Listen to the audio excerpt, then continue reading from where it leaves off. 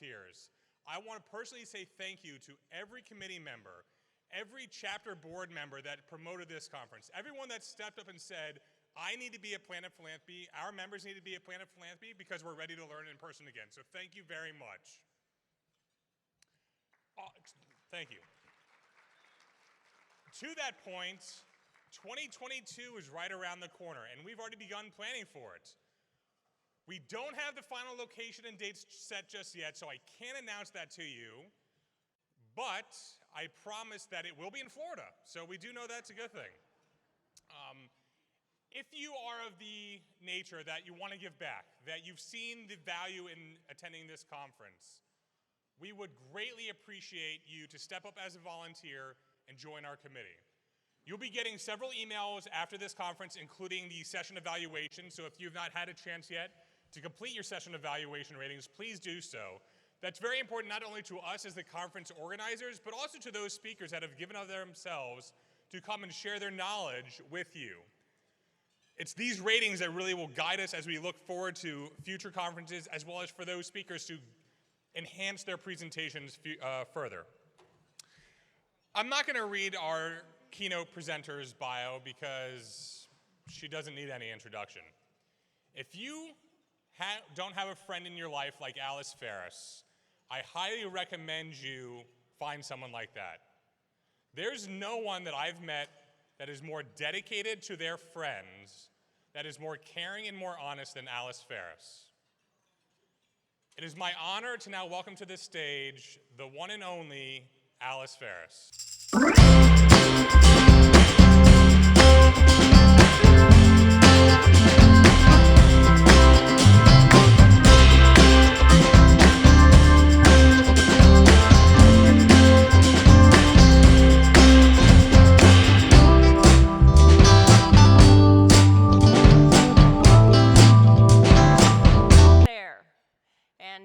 For those of you who are shivering like I am, you almost have the opportunity to go outside again. But we've been talking a lot about 2020 over the last few days, right? We've been talking a lot about resilience. I'll tell you one of the good things that came out of 2020 that I realized as I was prepping for this session was, do you know how much money I have saved on lipstick over the last year? So, even though we've been talking a lot about 2020 and about resilience and about all these other things, I would like you, for a moment, to not think about 2020. Because as some of us said at the beginning of 2021 was saying like, hey, 2020, hold my beer and watch this. And I don't want to necessarily reflect all that much today on 2020. What I would like to reflect on is 2010. Where were you in 2010? How old were you in 2010? Some of you, I don't want the answer. But when we think about 2010, what happened in 2010 that was notable? The iPad was introduced. Uber went on its first ride. A magnificent and devastating Lady Gaga wore the meat dress. You also had a devastating earthquake in Haiti. And strangely enough, you had the H1N1 flu pandemic. Remember that? All of those things happened in 2010. And even though you are all sitting down and have your mouths full, I'm going to have you do a very, very quick exercise. I would like you to think about where you were in 2010 and share with the person at your table, somebody at your table, preferably someone who doesn't have their mouth full, and ask, what were you doing? Where were you in 2010? And share one thing that happened to you in 2010 that you remember. Just take a minute. Go ahead.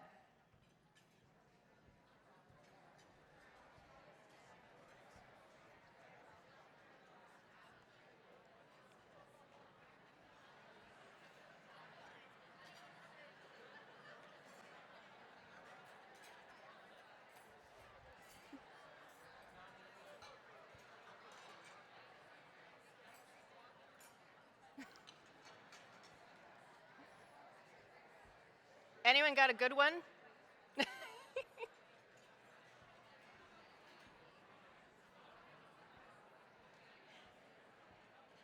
Okay.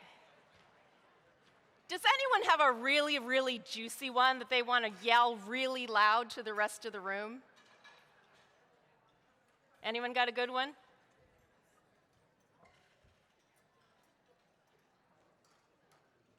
Oh, wait, I see one way back there. Yell really loud.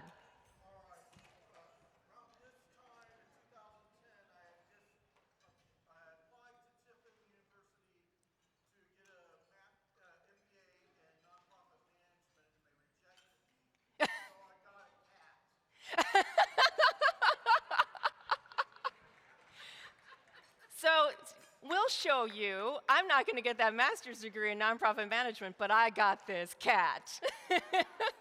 That's awesome. Thank you. Well, 2010 was kind of a big deal year for me. But I'm going to come back to that in just a little bit. But 2010 was an important year for me. And I think one of the things that I realize in retrospect that I learned from 2010 is the same thing that a lot of you have learned from 2020, which is about the power of resilience. And really, what I want to talk about today is how I learned to be more resilient and how you can learn to be more resilient. Because what I hope that you will have by the end of your time at Planet Philanthropy, when you walk out these doors to warm up, that you'll have some tips to be able to apply the lessons that we've all learned in the last 18 months and become stronger and become more resilient moving forward. So before I go into resilience, I want to give you a little bit of context. So in case you haven't noticed, I'm Asian. I know, shocking. And these are my parents. Pretty handsome couple, don't you think? These were my parents in the late 60s when they got married in Taipei, Taiwan. And when they met and got engaged, and my dad said to his fiancée, "So we have a great big world ahead of us. What do you want to do?" She said, "I want to move to the United States." And he had graduated top of his class at National Taiwan University, and he could have had any job he wanted in Taipei. And his fiancée wanted him to give up all of that in Taiwan and move to the United States. And she was insistent. And being a good fiancé and a good future husband, he said, "Yes, dear." And so he went and found a job in the United States and brought his young bride to the United States, where we ended up in Beaver Dam, Wisconsin. Does anyone in this room other than Jim Anderson know where Beaver Dam, Wisconsin is? Yes, thank you. One person knew who Beaver Dam, Wisconsin is. When I was born, which is this picture, or close to it, when I was born, I was the first Chinese baby born at Beaver Dam Lutheran Hospital. 4 years later, my sister was the second Chinese baby born. We were the only Asian family in Dodge County. And so to say that I lived in a place that didn't have a whole lot of people who looked like me would be an understatement. In fact, for the longest time, I'm still mourning this sign. They used to have a sign as you drove into Beaver Dam that says, "Welcome to Beaver Dam, home of 16,000 busy beavers." And 2 of those busy beavers were myself and my sister. And I led a very sheltered life. I was there until I was about in kindergarten. And then we moved into the Madison area. So I was in South Central Wisconsin for the formative years of my life. But one of the other formative experiences that I had is just this next slide, which is just kind of fun, which is this one. This was the start of my public media career. This was my first interaction with a PBS celebrity. I'm like 18 months old, and my mom, the way my dad tells it, they're at LaGuardia Airport. And my mom just takes me and starts running down the concourse. And my dad's like, my wife is leaving me with my child. And so what does he do? He chases her down the concourse. And then he finally catches up with them, and he finds her standing with Mr. Rogers. And being a good Chinese tourist, he had a camera around his neck. And he immediately snapped this great photo, which has lived in my office ever since, and it was really awesome. But I ended up having these experiences where I just got to explore things. I got to be a fun kid. And people were really generally nice to me. And in Beaver Dam in particular, they were incredibly protective of us as a family. And so in many respects, I didn't really deal with a lot of conflict early in life because people really genuinely wanted us to succeed as the only Chinese family in Dodge County. The other thing that happened when I moved on to some other communities was that, of course, I was the stereotypical overachiever.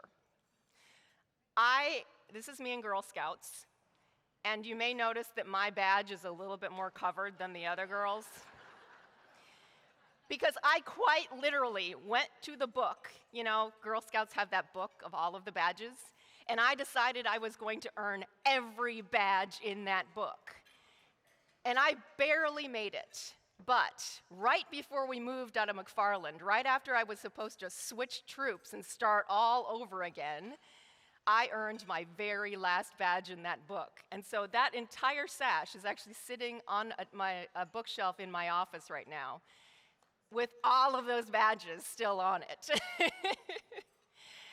So to say that I was the model minority would be an understatement. I did everything I could, I overachieved, I kept pursuing different goals, and pretty much most of them came relatively easily to me. In fact, when we moved to Madison after I was in McFarland in this troop, and my mom said, "Do you want to join the Girl Scouts again?" I said no, because I knew I was going to have to start over from the beginning. I was going to have to start at ground zero. I was going to have to learn new rules, meet new girls, all of this stuff, and it's like, that just felt really hard. So I went on to other things. When I was in high school, I joined the yearbook. I ended up as editor-in-chief. I also joined the National Honor Society and ended up being president. I'm sure that doesn't surprise several of you.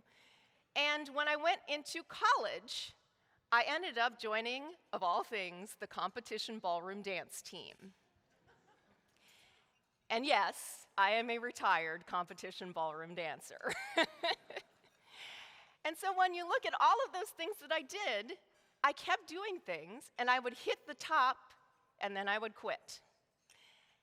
My mom, to my surprise one time, called me out on this. And she said, "You know, Alice, why don't you join yearbook in college?"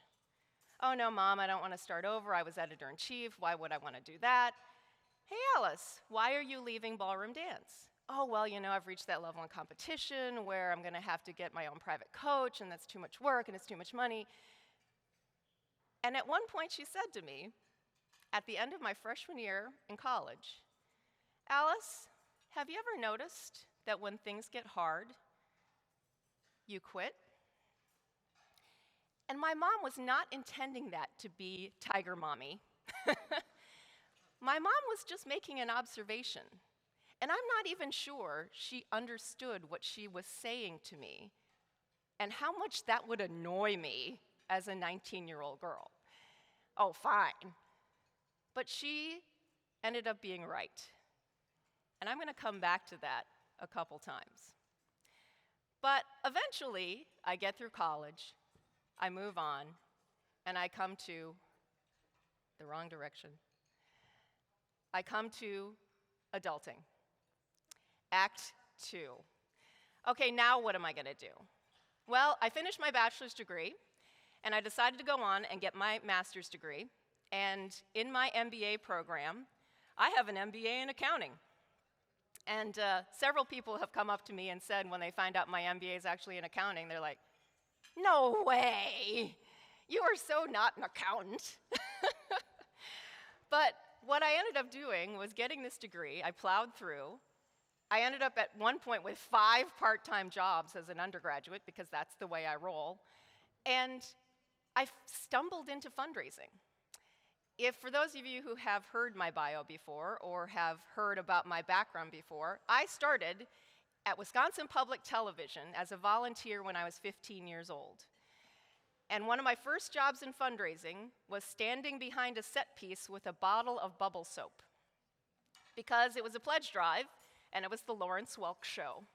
And so I blew bubbles onto the set during the Lawrence Welk Show so that there would be tiny bubbles flying everywhere during the pledge break. And as Jim likes to point out, I was asthmatic at the time, so they're really tiny bubbles.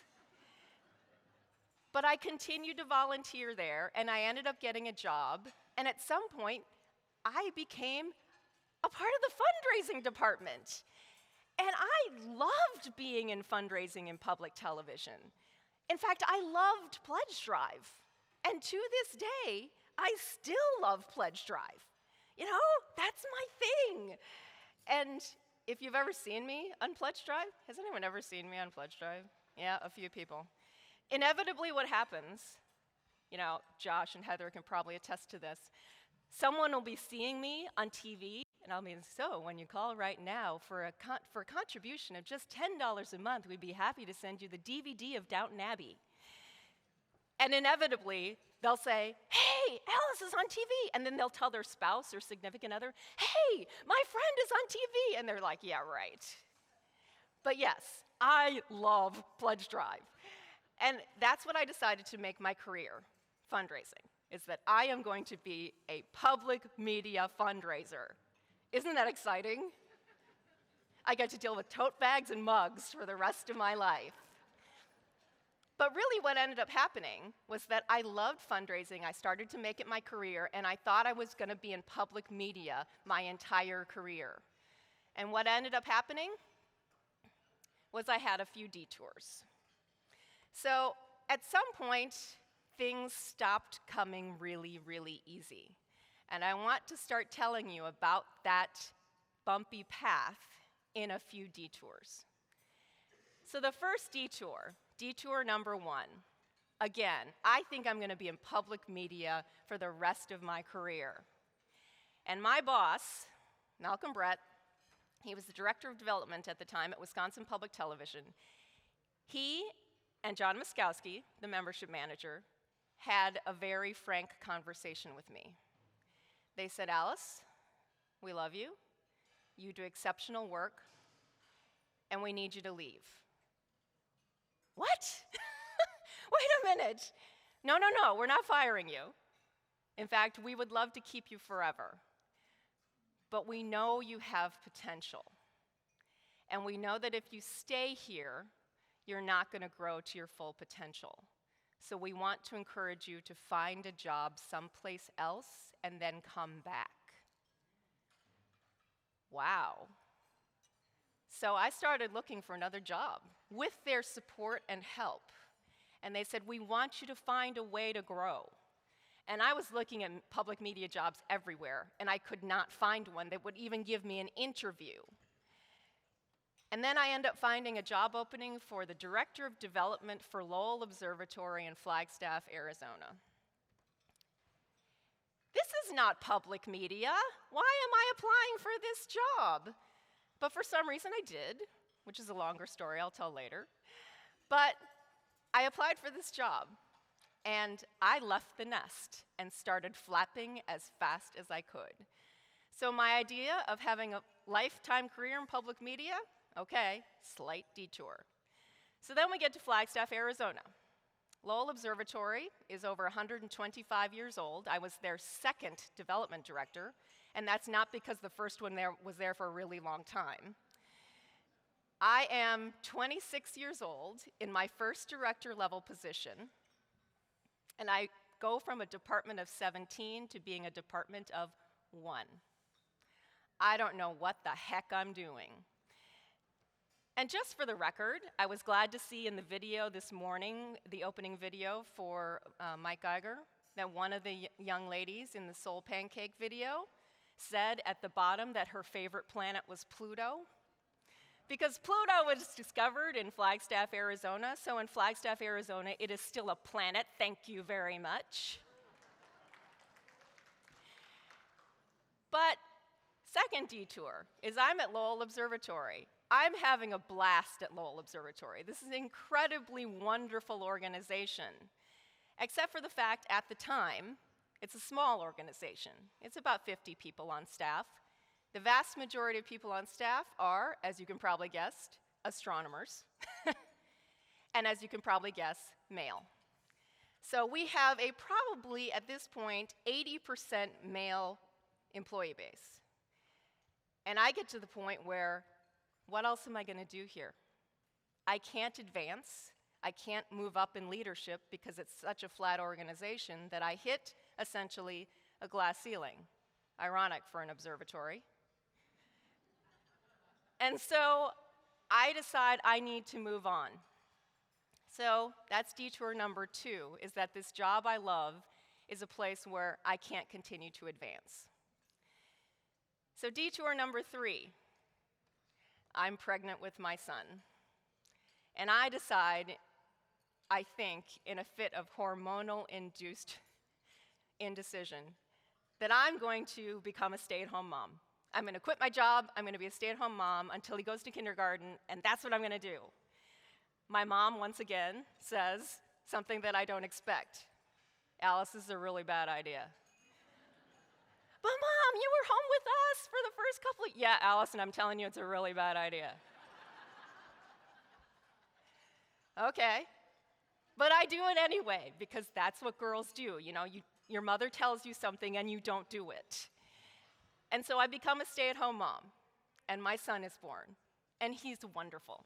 He's 20 now, and month 3 hits of his life, and I am sobbing on the floor in his room when he's finally asleep saying, this was a really bad idea. So I decide to do what a lot of unemployed fundraisers do, which is, I'm going to become a consultant. So I am. So I become a consultant, and I decide this is what I'm going to do. But very quickly, I start taking on some projects, and I realize, okay, wait, there's so many things going on. Maybe I should go back to a staff job. So I end up taking a job, detour number 4, in healthcare. I was a candy striper when I was young. My dad worked in healthcare for his entire career, so almost 30 years. And then I decide, I'm going to be a healthcare fundraiser because, you know, we're saving lives. This is going to be incredible. Except I felt so unfulfilled at that job. I was the foundation director for Flagstaff Medical Center. I ran the largest community grants program in the community. I gave away $500,000 a year to a community of 55,000 people. I was one of those people that should have been really happy with being a grantor. I hated being a grantor, although it's made me a really good grant writer at this point. And all of those things were happening in healthcare. HIPAA was hitting, and it felt really administrative. It felt like I wasn't connecting to the mission of the organization. And even though, yes, we were literally saving lives, when I was the foundation director there, we launched the 2nd highest altitude open heart surgery program in the world, because Flagstaff's at 7,000 feet. When you are at that elevation, you don't put the person on a heart-lung machine. You're doing beating heart surgery. And I got to watch one of these. It was incredible. And I just want to say that the cardiothoracic surgeon was a graduate of the University of Wisconsin. And that was what I was fundraising for. And my heart wasn't in it, no pun intended. I really didn't understand. Why am I not connecting with this? So I decided another tack. I loved public media, right? How many times have I said I love public media? The job came open as the director of development for the local public radio station. I said, that'll do it. That'll set me back on my path. I'll go back to public media. So I took a $25,000 pay cut, to go work for the local public radio station. I'm back in Pledge Drive!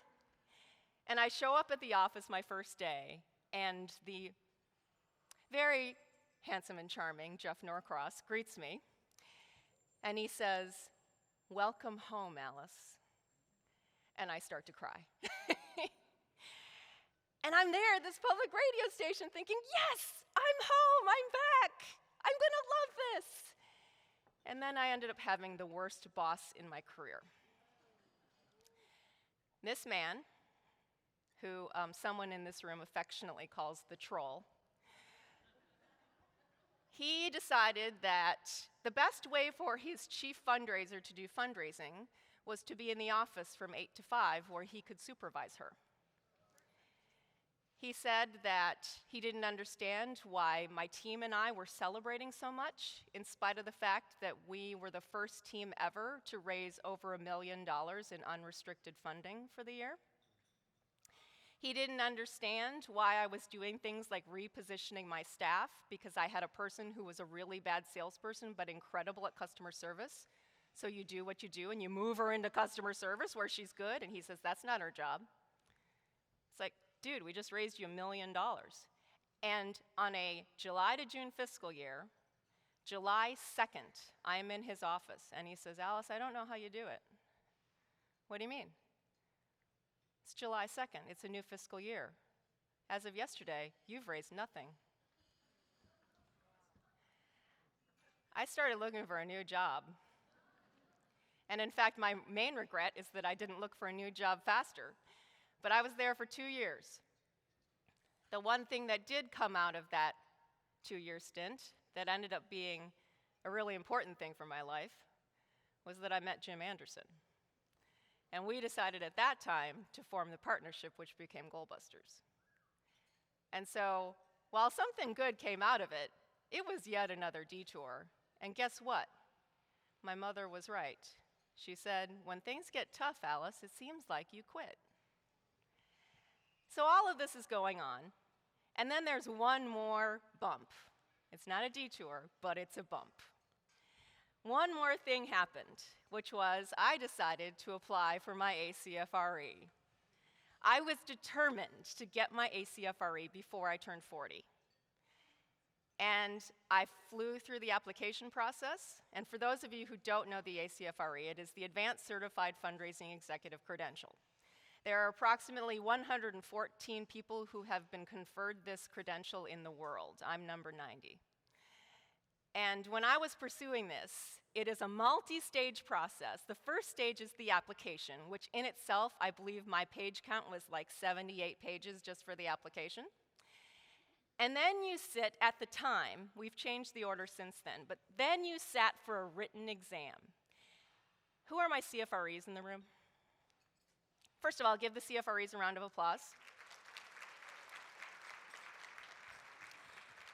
For those of you who are not familiar with the CFRE, it's the Certified Fundraising Executive. It is managed by CFRE International. It is the only, and I underline only, internationally accredited credential in fundraising.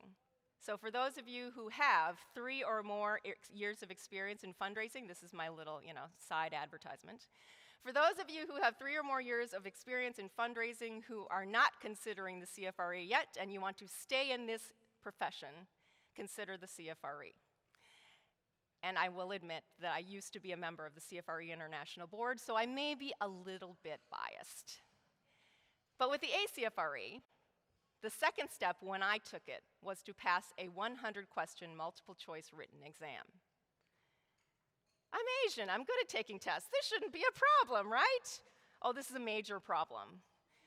The first time I took it, I failed. The second time I took it, I failed. And I thought, oh man, this is hard. And what ended up happening was I took a year pause on my process, and I said, I will get back to it. I will get back to it, I will be fine. But all that time I'm panicking. This is hard. I don't know how to do hard. And so I end up sitting for it again. And if I don't pass it this time, I have to wait 2 years and start over. and I am not happy about this. So this is my bump. The fact that I actually have an ACFRE ribbon kind of gives away the story, right? I actually did eventually pass the written exam. And then there's the portfolio stage, and then there's the oral exam, and I did finally pass. But at this time, all of this is going on, and I'm thinking, I don't know what to do with my career. I have been losing my way so many times. I've taken so many detours. I can't seem to hold down a job for more than a few years. What is going on here? Should I even be a fundraiser anymore? Well, the one thing that kept me coming back, this group of people. The Association of Fundraising Professionals is why I stayed in the fundraising profession. And it started out with being introduced to AFP, then the National Society of Fundraising Executives, when I was still in college by the pre-mentioned Malcolm Brett. And so when I moved to Flagstaff to become the Director of Development for Lowell Observatory, there was no question that I was going to join my local chapter. Of course, I show up for my first meeting, and they're talking about disbanding. They asked me to be chapter president at my first meeting, and I got out of there as soon as possible. Flash forward like 3 years, and I'm chapter president. So we stuck to it, and I started volunteering at the national level. I started volunteering at an international level. And over time, I ended up being a member of the AFP Global Board. I ended up being vice chair of membership. And I am on the chair track. I am ready to become chair of the Association of Fundraising Professionals. I am so jazzed. This is my life. I love AFP. In fact, people would tease me. It's like, she needs an Miss AFP sash, because I'm such an AFP booster. I do everything I'm asked to do. I serve in every volunteer division. I serve in just about every volunteer role, and people know that if they ask Alice to do something, that Alice will do it. So I'm going to take you back to 2010. Remember I said that was an important year for me? Well, one of the things that happened in 2010 was that I had my first big stage moment. I got to run on stage at AFP Icon, and I got to tell my story about why I loved AFP. And then, I'm vice chair of membership at the time. I also happen to be chapter president for the Northern Arizona chapter. And I think to this day, I'm still the only person who served as an active member of the executive committee of the International Board, as well as serving as the president of a local chapter at the same time, because I'm the only one stupid enough to do that. Don't do that. So I'm at 2010, I'm in Baltimore, Maryland at the AFP International Conference, and I also, in addition to being vice chair, decide to take my ACFRE oral exam. No pressure, no problem. So I leave a meeting, I go take my oral review, which happens to be 3 hours in front of a panel of 3 people who are supposed to sit there stone-faced while you answer questions about fundraising. And then I go to another meeting, no problem. And I find out that I passed my exam. And the way that I find out is that I'm in the middle of the exhibit hall, and the chair of the board comes over and tells me and takes my name tag away from me and pulls the CFRE ribbon off of it and sticks the ACFRE ribbon on it. It was so awesome.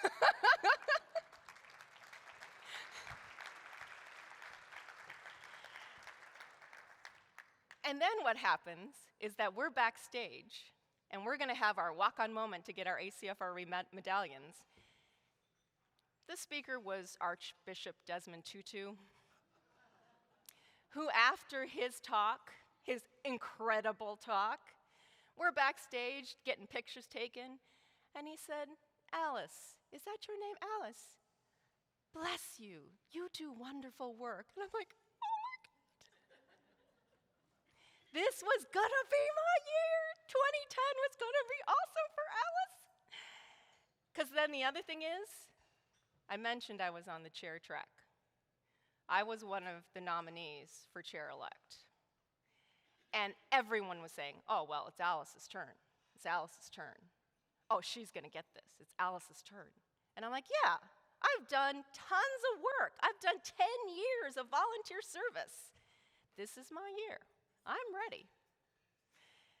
And so I'm at a board meeting, and the committee on directorship's meeting right after this board meeting.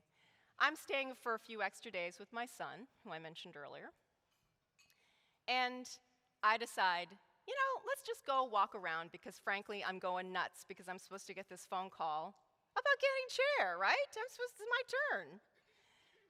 And so we had just left the museum, and I get the phone call. And I'm thinking, yep, I'm ready for this call. I see the caller ID, I'm ready for this call. And we had just left the museum, we're out on the sidewalk, I get the phone call. Hi, Alice. So it's not you. And I just wanted to call and tell you that. And I'm sure you have a lot to process right now. But I'll talk to you later.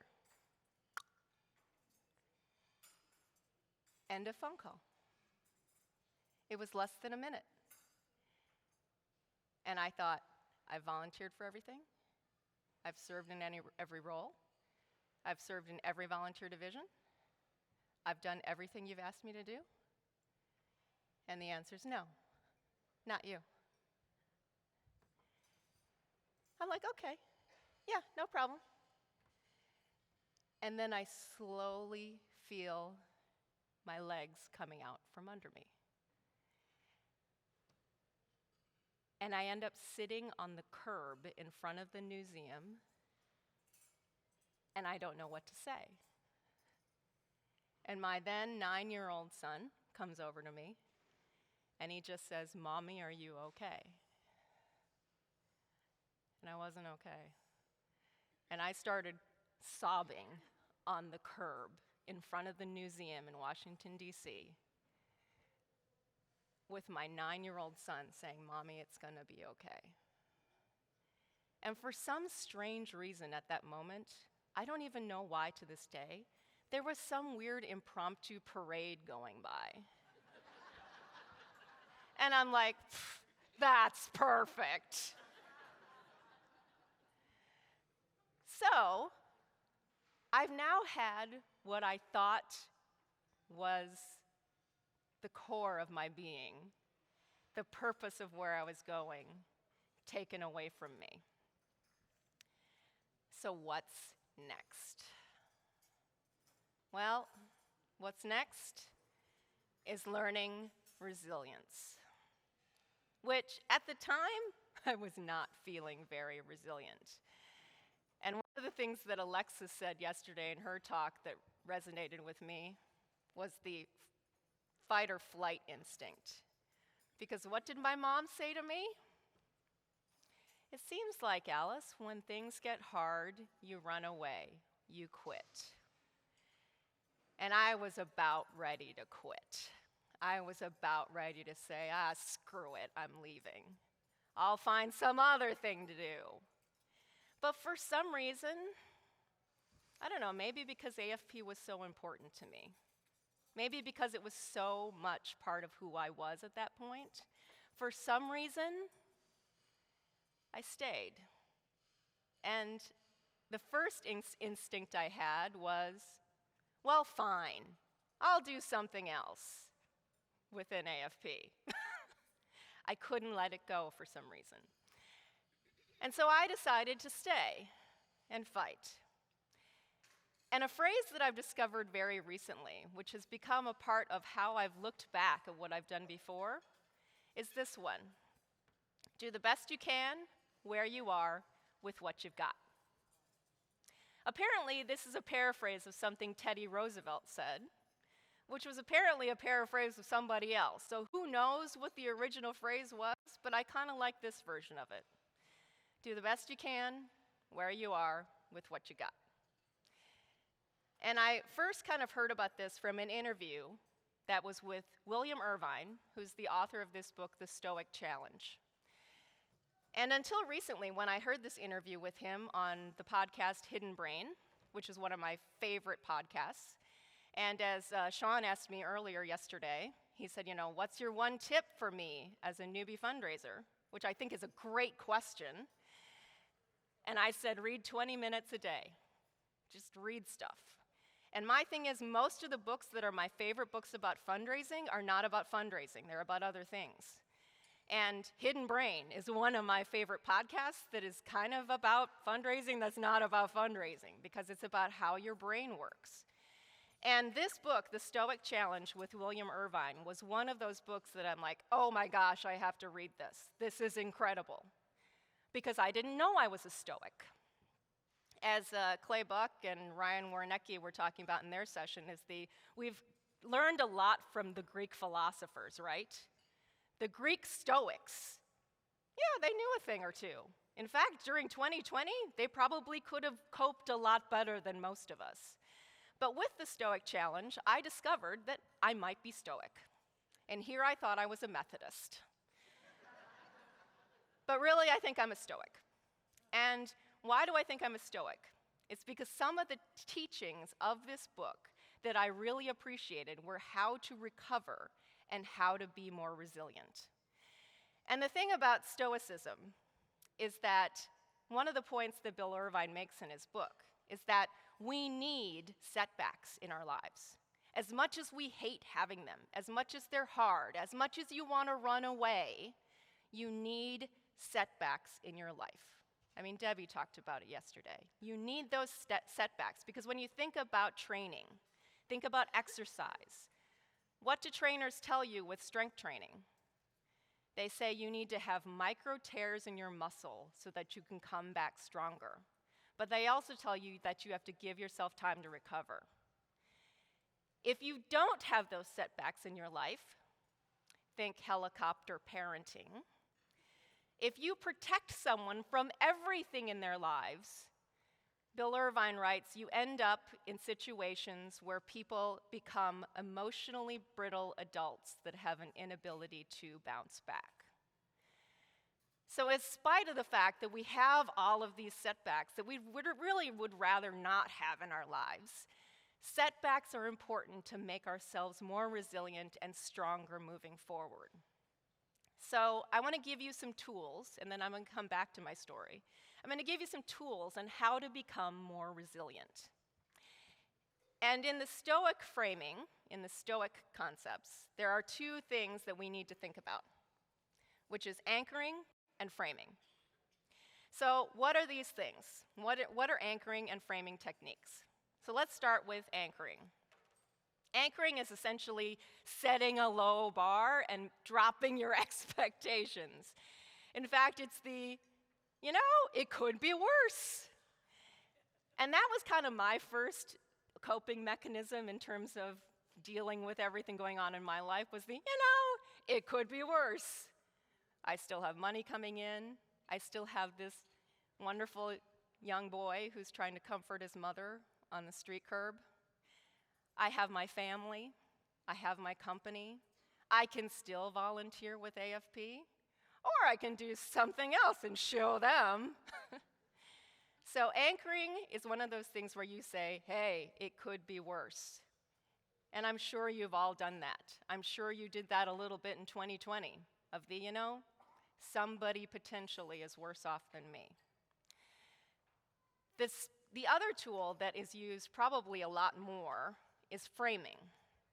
So this is about how do you reframe your challenge so that it becomes something else for you. And there's a whole bunch of different framing techniques.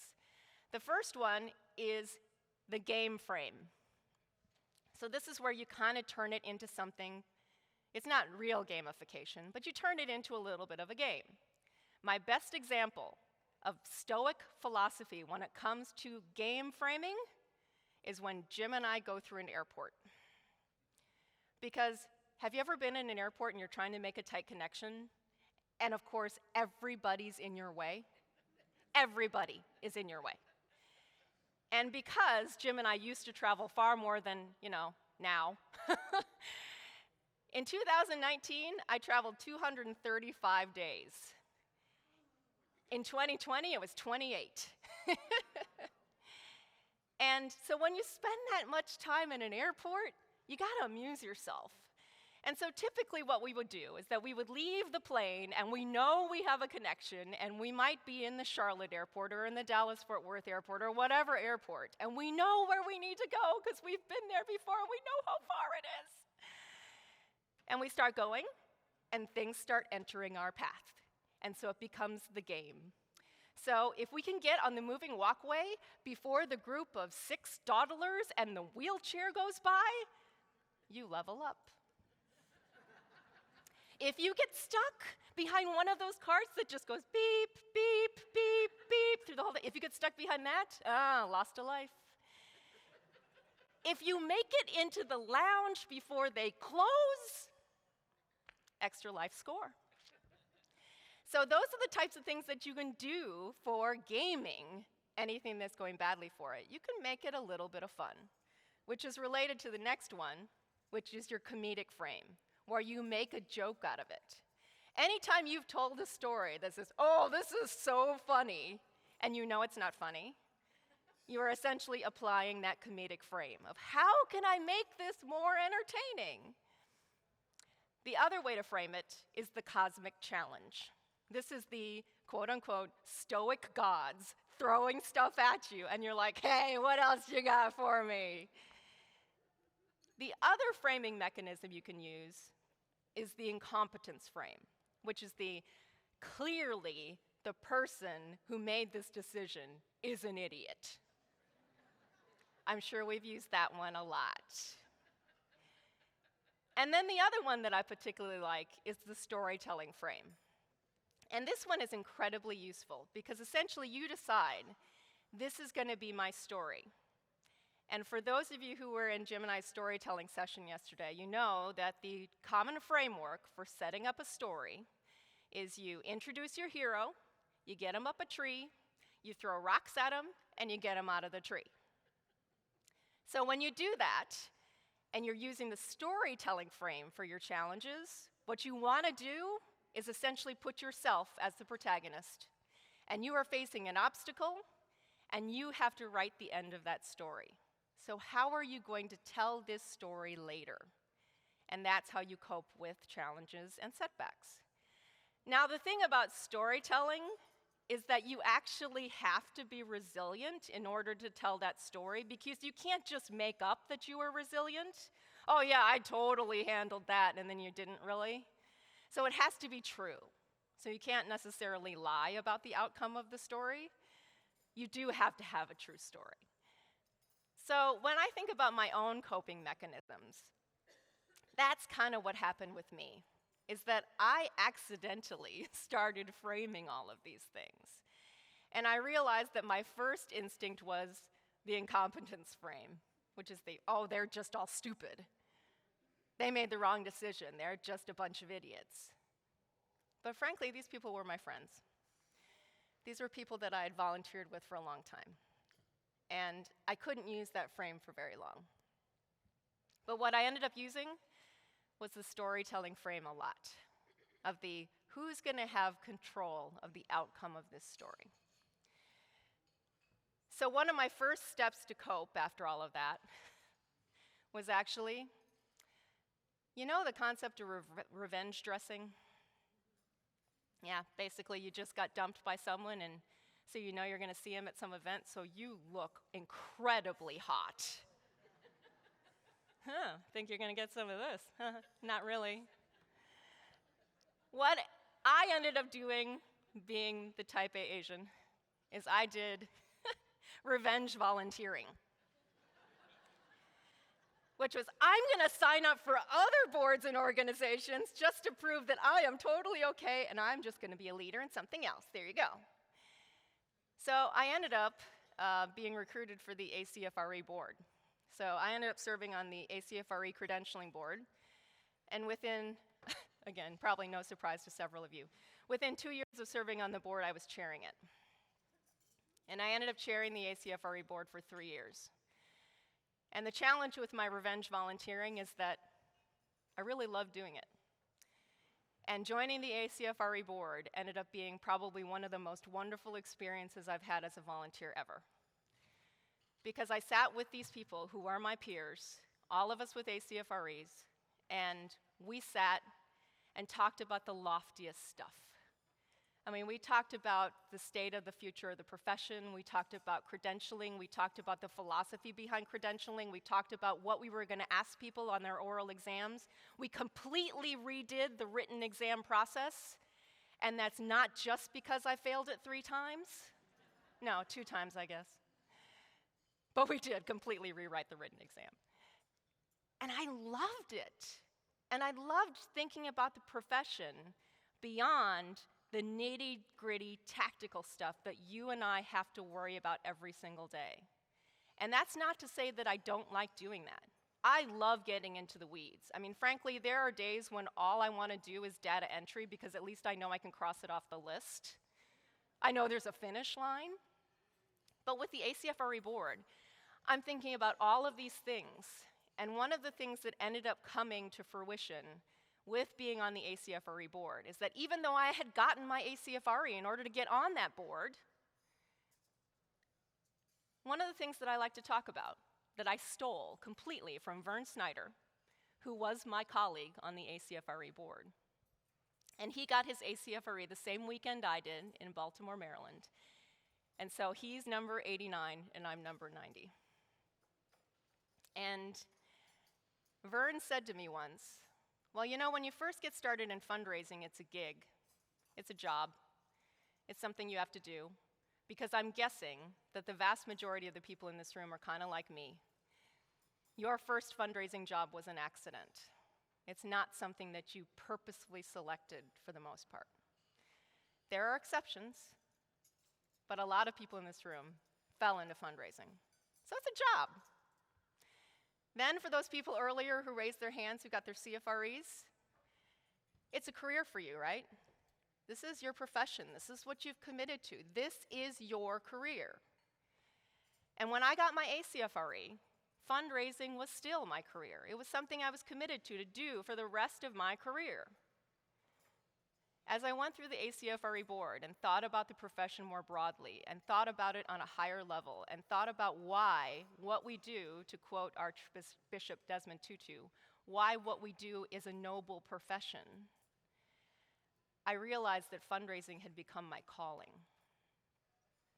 That it's so much a part of me that that's why I didn't quit this time. That's why I kept going. That's why I finally proved my mother wrong, that just because it gets hard doesn't mean I'm going to run away. I finally became resilient. And fundraising had become my calling, and I was going to stick to it. And so over the course of all of this, I realized a few things. One of the things I realized was that in addition to fundraising becoming my calling, I focused in on 2 values that were critical for me as a person. One of them, Jim mentioned yesterday on this stage. We seek significance, not sales. So I could also say, I seek significance, not just the donation.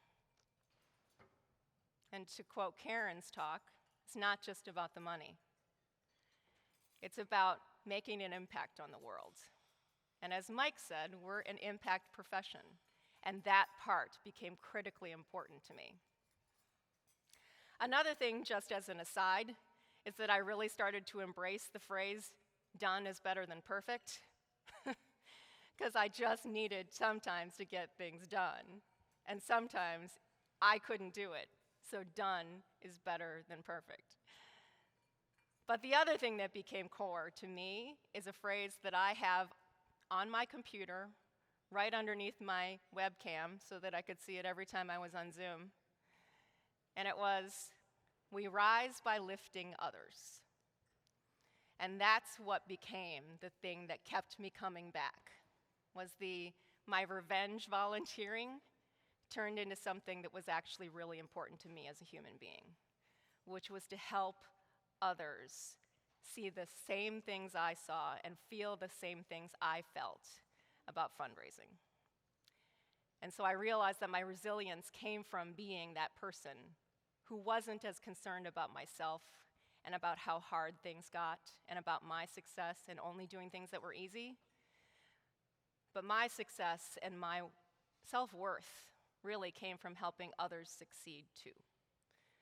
So frankly, that's why I have so valued being at this conference and interacting with human beings face to face again and meeting people that I wasn't going to meet via Zoom and being able to talk to someone, well, like Sean, who's early on in his career, who just wants to know, what bits of advice do you have for me?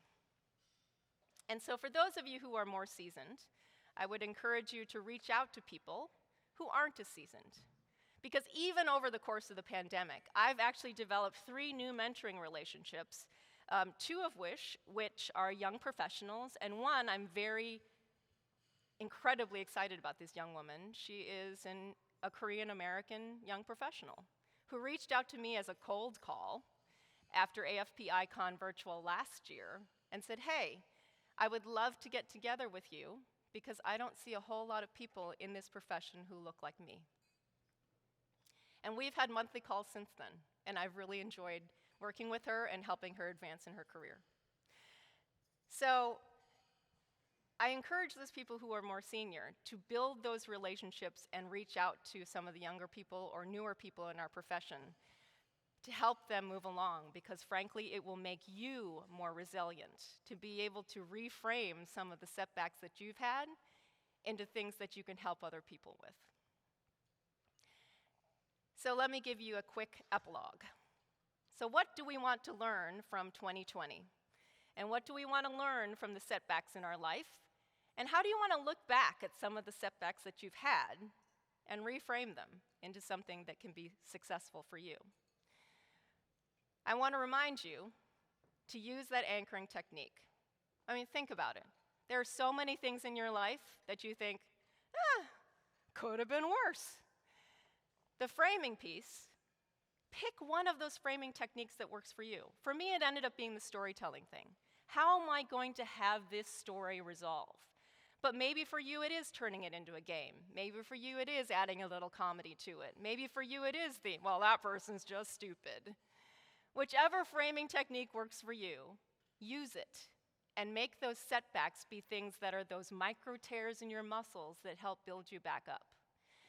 But the last piece is training, which I didn't talk about earlier. Training to be more resilient means doing things like stretching, doing things that challenge you. And I just for 1 second want to do a shout out to the 4 women who were on this stage yesterday for the lunch session, because they did something that was training. They did something that got them outside of their comfort zone, and they were training that resilience muscle. The other thing you can do for training is do things that are purposefully going to be harder. Things like physically harder. Like, who was it? I think somebody said that they wanted to do a rim to rim in the Grand Canyon. It's like, yeah, that'd be cool, do that. It can be as simple as intermittent fasting. You know how hard it is to just not eat for 16 hours? Try that, see how that feels. But do some of those things that make you feel a little uncomfortable within a safe zone. And that'll help train your resilience muscle so that you can be more resilient when real setbacks happen in your life. Because one of the things that Bill Irvine in his book writes about that really kind of stuck with me, that I hadn't thought about before when it comes to resilience, is consider how different our world would be if Nelson Mandela and Mahatma Gandhi had played the role of victim. So I encourage you to be more resilient and think about how you can make the rest of our profession better, and how you can make your own life better, and how you can touch the people around you by using your setbacks and using the setbacks that we've all experienced in the last year, and making it something that we can all learn from and become stronger together as a community. So don't forget, do the best you can, where you are, with what you got. And I know every single one of you, after leaving this room, will do that, and you will take the things that you learned at this conference and move forward and be the best that you can be, because you are going to be the best you can where you are with what you've got. So thank you for giving me the opportunity, and I hope to hear from all of you.